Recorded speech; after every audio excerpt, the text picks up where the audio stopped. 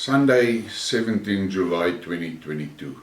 This skidmark I'm going to dedicate to the leader of the West. To me, as a guy sitting here in South Africa, it is absolutely astounding how Joe Biden got elected and is the leader of the West. It is quite obvious that the man is mentally no longer capable of doing the job that he is supposed to. He is an embarrassment for everybody, basically. And I can just try and imagine how some of the citizens of America must feel when they see this guy doing what he does. And I want to start this skidmark and talk about his recent trip to the Middle East. And the first slide I'm going to show is his meeting with the Saudi Crown Prince. Now this Crown Prince is an important guy. And he and Biden has got a history. And Biden insulted the prince. But take a good look at this picture. See how he greets the prince. And if you go and you look at the specific thread, there's a hell of a lot of guys, posters in that thread, that is making excuses for this, the way that he's meeting the prince, is fist pumping and blaming it all on the pestilence. That doesn't fly. It's 3 years down the line. We know more than what we knew 3 years back. And then I need you to compare this to the same prince and in his interaction with Putin. First of all, look at Putin's facial expression. His facial expression transmits friendliness. And the caption on this is, "The whole world is laughing at Biden, not the United States. This ends when Americans stop letting fools run the country." And that is the key word.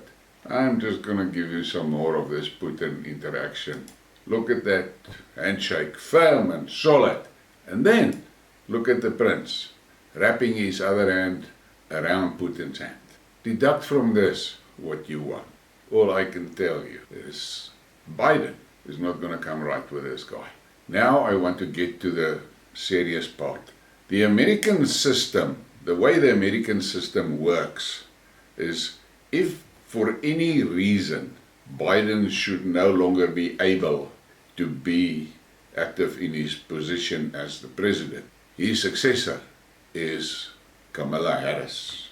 Now, I am quite sure that even the dumbest among that Democratic leadership elite knows that that can never happen. Because if that happens, if you think Biden is a disaster, Harris will be an apocalypse.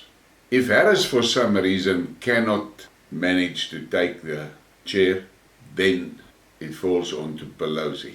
And I'm not going to say much about that because it's really getting from bad to worse.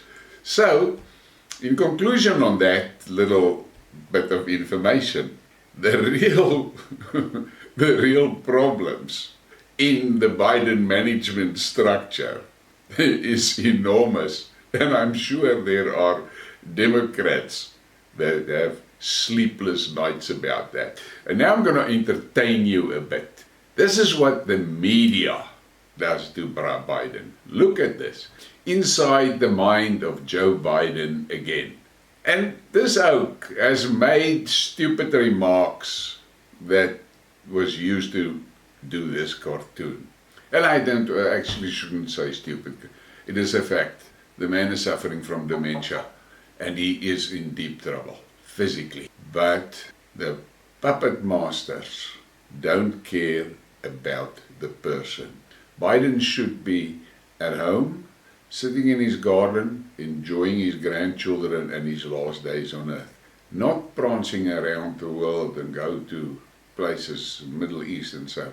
A person with dementia, it is vitally important to not take him out of familiar environments. But they're pushing this out wherever. Then you can look at this one. This one tells the whole story. Is he ready for the debate, Kamala? And she's pumping him full of Red Bull and coffee. Then this one. Now this one is actually disturbing to look at, this cartoon. But if you look at the things, Creepy Joe, Floppy Joe, Sleepy Joe, Weepy Joe, and then him with his Sloppy Joe corruption pie. It's a disgrace. And then there's this one. And this is how Biden is sinking the economy. And nobody can deny that. That is what he's doing. He is making stupid decisions. And I believe there's rumors that the Crown Prince told him that he must open that Keystone pipeline. And then we get to this one here that is confirmation of what I said earlier about the succession process. A vote for Joe Biden is actually a vote for the leftist Kamala Harris for president. And then it's Wilmington retirement home. Bye-bye, old man. Trojan horse. No, I'm just Joe. And it's actually sad. I feel sorry for the Americans. I really feel sorry for the Americans. But in a way, I actually don't feel sorry for them. They elected this. And then I'm going to show you the picture of who can land in that seat if Kamala is not fit to do it. Now this, this will be a disaster. And then there's this cartoon. And finally, I'd like to thank all of my supporters. And she's always laughing and making stupid jokes and so. I cannot understand how it happened in 2022 that the American people ended up with a leadership gang like this. It is absolutely mind-blowing. And then let's not forget about the elephant in the room. Breaking. Materials harvested from Hunter Biden's infamous Wata Wata reveal dozens of meetings between President Joe Biden and his son regarding business dealings, despite denials, the New York Post reported.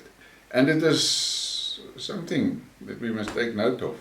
It looks like the media in the US, and it started earlier last week, they are beginning to line Joe up to throw him in front of the bus. But I think their biggest problem is the succession issue. Then there's this. I cannot believe Biden actually said selfishness when referring to American troops. What will he say next to make them our country look and feel worse? It must stop. And then this remark to what Biden said in Israel. Honor of the Holocaust. And then there's this guy. Joe Biden is not well. It's no longer a punchline or something to brush off. He is clearly suffering from a cognitive disability and should be nowhere near the Oval Office. It's a national security issue. And then there's this guy, and he said, I agree, but I don't think you want Nancy in there or Kamala Harris, God forbid. And then there's this, I think he's on the rapid decline now. Anyone that's seen someone with dementia knows what that looks like. These overseas trips prove that he can't handle unfamiliar places, which likely is why he goes home to DE every weekend. 2023 is going to be interesting. Yes, and I will agree, 2023 can be interesting. The question is, can America last until 2023? And then here is the final one for this insert. And this is just to confirm my opinion of the current White House. This is the representatives that the Biden administration sent to the French embassy on a day where the French commemorated Bastille Day. A very important day for them, and a day which was built around brutal bravery of men that was willing to pay the ultimate price for France. Look what the Biden administration sends to that commemoration. Two men dressed as women How much more insulting can you get? I don't know. For me, I think America is so deep in the shit that there are people that are just throwing their hands up in the air and saying nothing and just close their eyes like they're on a roller coaster and they know the end track, the bumpers is off. And they go. But this cannot continue and have a good outcome. Somewhere something must happen. And I am going to say something now that you can put it in your diary. The day that you see Kamala Harris being replaced in her position, that is the day that you must know Joe Biden's end is near. Because the administration of the Democratic rulers, they're no longer a party, they're rulers. The Democrats know that Kamala Harris can never get near that white Oval Office. And she is actually apparently quite easy to replace her. So the day that you see her being replaced, that is the day that you must know Biden is done. And on this note, I'm going to say goodbye and ask you, hit the like, subscribe. Without your support, I'm sitting here talking into the wind. And I'm sure I don't want to talk into the wind. And look, if I look at the performance, I am not talking into the wind, but I can have a lot more support.